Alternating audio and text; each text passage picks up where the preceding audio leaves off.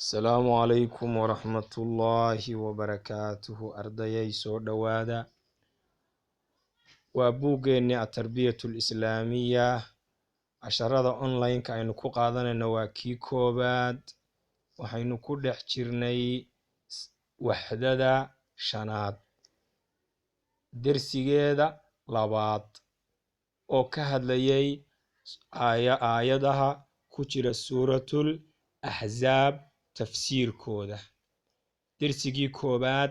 waxaynu ku soo qaadanay macnaha aayadda oo aynu macnaynay iyo macaanida ku jira oo aynu qaadanay si faahfaahsan iyadana aynu u qaadanay. Wuxuu halkan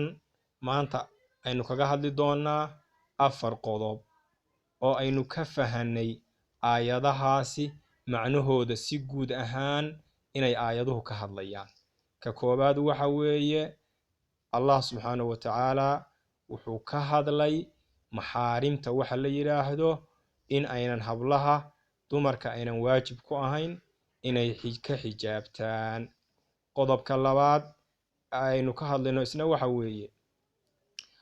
Allah subhanahu wa ta'ala Nabi Muhammad sharafkiisa iyo karaamada uu leeyahay adoomada kale inuu ka sharaf badan yahay oo Allah subhanahu wa ta'ala uu ka hadlay.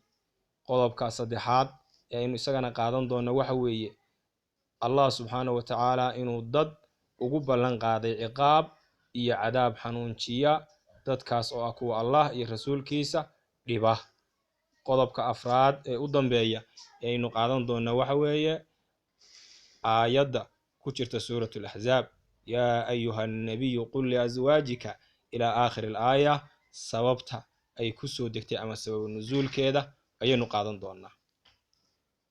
عندنا 10 كان اسكبلونه المعنى الإجمالي للآيات ماشي سوية حوجيساس ما كان قريه وقابكاس لكن للآيات بنقنس المعنى الإجمالي معناه إجمالي وللآيات آياته أصغناضي آياته الأحزاب سورة الأحزاب كجيري كو وحين قادنينا ذكر الله سبحانه وتعالى وحوشي تعالى لو سرياي أنه لا حرج وليس وحدبئة ولا إثم وحدنبئة إنو سنأهان على نساء المؤمنات حبلها مؤمنات كا دمرك مؤمنات كا أو دمرك مؤمنات كا من أزواج النبي صلى الله عليه وسلم نبيك حاسسكيسا كميدا iyo waqeyrihina xaasaska nabiga qeyrkood kuwa kale ee hablaha mu'minaadka dumarka mu'minaadka aan ahayn xaasaskii nabiga ee dumarka kale ee mu'minaadka waaye oo minisaail mu'miniina dumarka mu'miniinta kamida fi an yukallimna inay la hadlaan wax culays ama wax dambi ah ma ahaanin ma'a maxaarimihina maxaarimtooda inay la hadlaan biduuni xijaabin iyagoo oo aan xijaab wadan. يعني waxay ka hadlaysaa oo aynu ka fahmaynaa dumarka mu'minaadka ay maxaarimtooda maxaarimna waxa leedahay xagga hore ku soo qaaday maalinka hore sharaxada wataan ka bixinay maxaarimta waa cida ay xaraan ka tahay inay iskuursadaan waa ayana maxaa kamida de walaalkaaba kamida aabahaaba kamida awowgaaba kamida wiilkaad eedada u ahayd baa kamida wiilkaad habareerka u ahayd baa kamida kaad ayeeyada u ahayd baa kamida kuwaas waxa weeye maxaarim kuwaas la yiraahdaa. Marka kuwaas inay marka ay la hadlayaan xijaab soo qaataan oo dhammaan jirkii ay wada qariyaan waxa weeye waajib kuma aha. Marka kaas ayaynu ka qaadanaynaa. Awra marka laga hadlayo waxa la yiraahdaa awrada 3 qaybood ayaa ugu muhiimsan inta lagu soo ururiyo. Awra la yiraahdo muqallada waa xubnaha taranka iyo awra la yiraahdo mutawassida mid dhexdhexaysa waa ma bayna surrati wa rukba iyo awra la yiraahdo mukhaffafa awra la yiraahdo mukhaffafa. marka awrada la yiraahdo mukhaffafada ayaa la ogol yahay in ay hablahaasi ku qaabilaan maxaarimtooda oo awradaasi waa maxay de waa awrada la yiraahdo libaasul markay xidhan tahay way libaasul manzil maryaha guriga oo waa maxay de haweenadu inay diriceedii iyo waxa weeye go-eedii oo kale iyo ay iska wadato yani cawradaas maxaa iyadoo waxa weeye gashan maryaha ah libaasul manzil waxa weeye way qaabili karaysaa laakiin cawrada la yiraahdo muqallada oo farjigii iyo kuwaasa cawrada mutawasida ma beena surati wa rugba mid iyadu ma bay cawrada la yiraahdo muqallada oo farjiga iyo xubnaha daranka waxa weeye taas iyada asha faahfaahinteeda hadda halkan kagama hadli karayno taas ma muujinaysa ayaynu leenahay oo de wiilkaad habararka u ahayd wiilkaad eedada u ahayd waxa weeye saas oo kale de ma u muujinaysid labo dad loo muujinayo oo aynan dembi ku jiran way jiraan laakiin iyada haddii Allah subhanahu wa ta'ala qadaro markeeda ayaad heli doontaa faahfaahinteeda cawrada kale la yiraahdo ma bayna surati wa rukba iyadana iyaduna ma fiicna iyadana oo de haddaad tiraahdo waxaan soo xidhanayaa mara yar oo fudud ayaa mara yar oo gaaban baan soo xidhanayaa de dhaqan ahaan iyo waynu fahmaynaa iyadan taasina ma fiicna laakiin cawrada la yiraahdo cawrada ah mukhaffafa oo ah inantu inay xidhan tahay waxa weeye libaasul manzil maxaarimteeda way ku qaabili karaysaa labada kale ma aqbali karana inay ku qaabisho ilaa meelo faahfaahinteeda hadhow aad heli doontaan ma ahane intaan hal mar ku celinayaa ذكر الله وحو شيغي تعالى الله وسرياي أنه لا حرج وحليسة وحدبة ولا إثم وحدنبيا ملها على نساء المؤمنات دمرك مؤمنات ككركو مويسان أهانين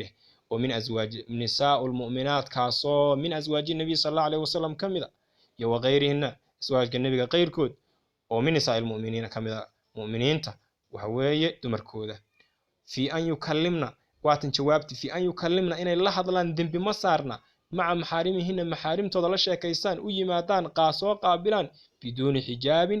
iyagoo oo aan gashanayn xijaabkii sharciga ah ee aayadu ay soo sheegtay laakiin libaasul manzil ayay xiran kartaa baynu leenahay saas ay ugu fudud libaasul manzil maryaha guriga waa fududii iyo maryihii saas oo la iska fudfudaa weey qodobka labaad ee aayada aynu ka fahanay waxa weeye thumma kadibna بيّن تعالى ألا وحو عديي عن شرف نبيه نبيسة شرفيس أيو عديي الذي شرف كاسو لا يدانيه أوصن أدلق من أبيك تونين شرف وعن رفعته إيا النبيغة سرين تيسة التي تاسو لا تساويه عدونا أما وحوي رفعه إيا سرين تون أين اللسين لا تساويه أين اللسينين رفعة له وحوي سرين فأخبر وحو كورمي واياي سيده باي waxay noqonaysaa sidee ayuu Allah subhanahu wa ta'ala inooga warramay waatan waa sidan فأخبر وحو كورمي annahu halka annahu way anna ta'maha annahu Allah subhanahu alla xumaan buu kana sahan yahay oo ta'ala uu sareeyay yusalli alayhi inuu ku saliyo nabiga wa an waayay yusalli alayhi inuu yusalli huwa alla inuu ku saliyo alayhi nabiga وأن ملائكته وملائكته كذلك ساسو كله نبي أي يصلون كصليان عليه النبي وأمر وحونا أمري الله المؤمنين مؤمنين كافة دمانتو ترى يدور با أن يصلوا إليه كصليان عليه النبي فقال وحود الله سبحانه وتعالى إن الله الله وملائكته يا ملائكة يصلون وحي كصليان على النبي يا أيها الذين كوي آمنوا ألفهم يصلوا كصليان عليه النبي وسلموا النبذكرية تسليم النبذكرية وايه فكان وحو هذا واجب أي كو أهاتي على كل مؤمن ننكست أو مؤمنة ومؤمنة إيو حويني كست أو مؤمنة أن يصلي إنو كصلي على النبي صلى الله عليه وسلم نبيك هل كان وحين كفهمينا الله سبحانه وتعالى نبيك شرفته إيا كرامته iyo qiimaha uu siiyay Allah subhanahu wa ta'ala ayaa nabiga ku saliyay malaa'igtuna way ku saliyeen ummadda mu'miniinta oo dhan waa ku waajib nabiga inay ku saliyaan taasna iyadana halkaas aan ka qaadanayna qodobka saddexaad waxa weeye thumma kadibna akhbara wuxuu ka warramay ta'ala alla uu sareeyay cibaadahu adoomadiisii buu ka warramay innal ladina kuwa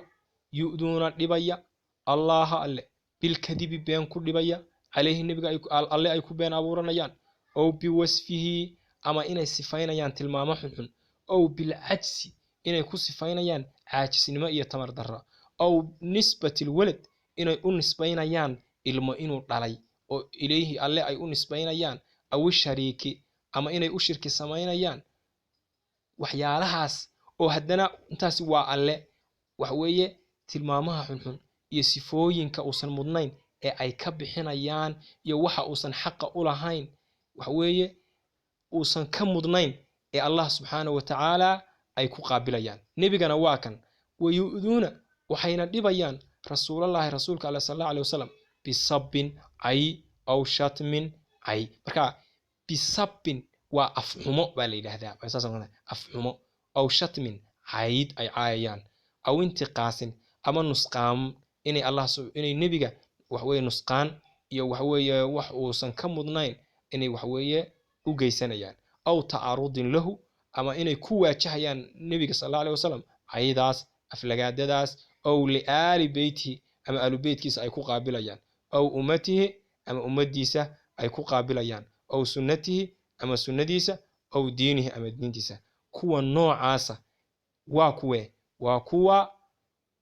Allah subhanahu wa ta'ala ku dhibaya inay been waxa weeye ka been abuuraan inay tilmaamo xun ku tilmaamaan oo ay kamid tahay caajis inuusan waxba tarin waxba awood uusan lahayn sida yahuudi ay ahayd oo kale in ay leeyihiin ilmu dhalay inay shirki u sameynayaan rasuulkana iyaga isagana dhibaya oo say u dhibayaan way afxumaynayaan wax weeye way caayayaan way nusqaan iyo wax weeye waxay u geysanayaan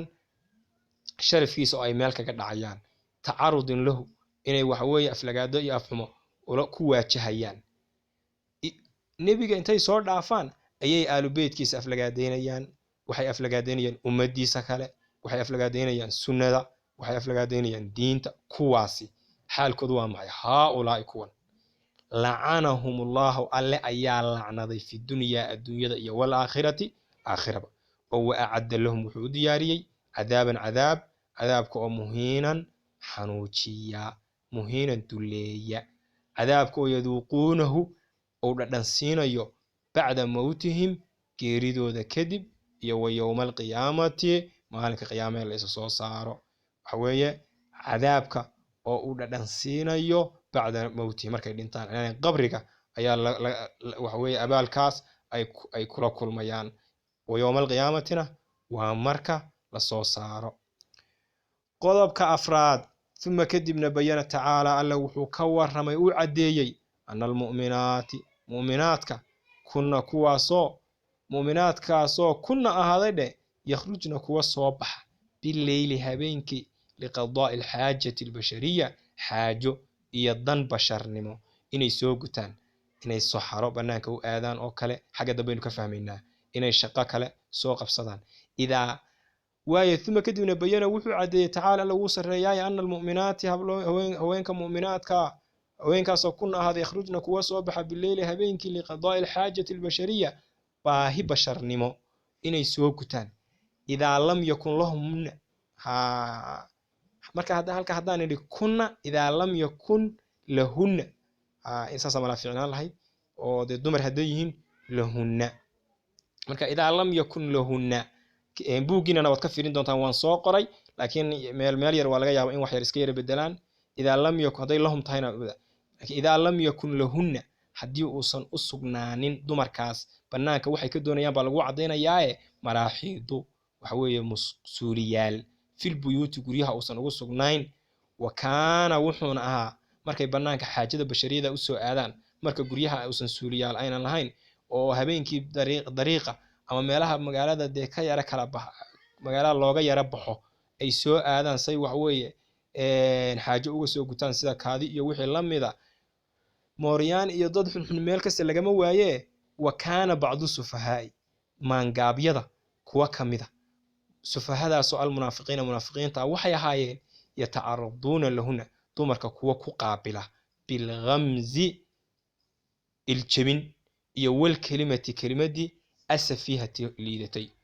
walxaal hum iyagu waa munaafiqiintaasi yaqsuduuna ay u qastayaan calaa caadaatihim dhaqamadoodii al-imaa adoomada ay ku sameyn jireen lal xaraa'ira kuwa xorta amaya kuwa kumay sameyn jireen kuwa iyagoo moodaya ayay u yeeran jireen u iljibin jireen marka ay habeenkii banaanka u baxaan fata'adda waxa ku dhibaatooday bidaalika arrinka ay sameynayaan munaafiqiintu almu'minaat dumarkii mu'minaanta ahaa washakawna waxay uga sheegteen dhibaato ilaa oo ay u ashkatoodeen bay ka dhigan tahay ilaa aswaajihina dumarku xaasaskoodii oo nimankii iyaga qabay ayay u sheegeen ma yulqiina waxa ay kala kulmayaan min bacd almunaafiqiina munaafiqiinta qaarkood فأنزل الله تعالى ألا وحسو دجيي الآيات أيو سو دجيي يا أيها النبي نبيو قل وحات كتير هذا لأزواجك حاسسكاغا وبناتك إيا هبلهاغا إيا ونساء المؤمنين مؤمنين دمركا مؤمناتك